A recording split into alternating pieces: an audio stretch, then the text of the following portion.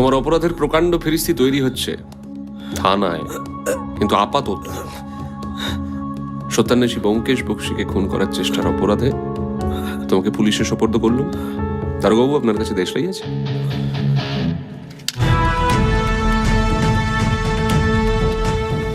মোক্ষম সময় কবিতাগুলো আমার মনে আসে না।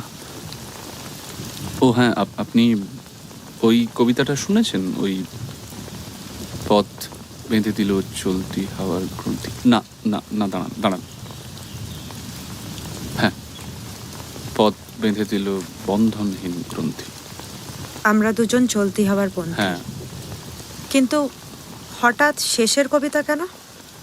শেষের কবিতা কেন?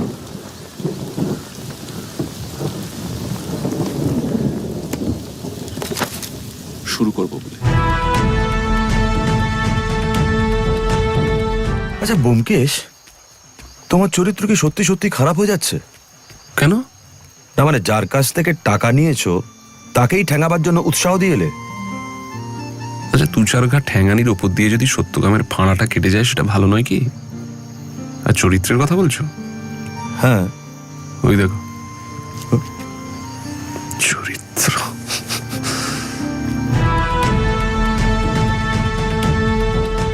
সাবধান, ওর কাছে আর্মস আছে কিন্তু। তাই ওর জন্য আমার কাছে আর্মস আছে।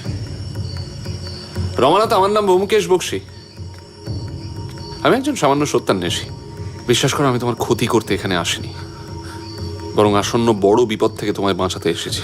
এদিকে এদিকে এগোলে ফল ভালো হবে না বলে দিচ্ছি। একে অপরের সাহায্য ছাড়া মনুষ্য সমাজ অচল, রমানাথ। আর তাছাড়া আইনের উপরেও আরেক ধর্ম আছে, ন্যায় ধর্ম।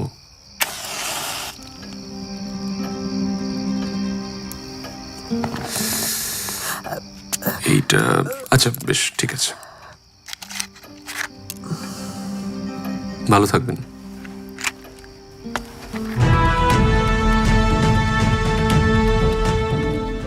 বিয়ে তো করলে না, করলে বুঝতে।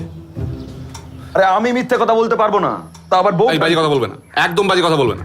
ঝুড়ি ঝুড়ি মিথ্যে বানিয়ে লেখো গল্পগুলোতে সেই বেলা। বন্ধুকে বাঁচানোর সময় হলো উনি সত্যবাদী যুধিষ্ঠির হয়ে উঠলেন।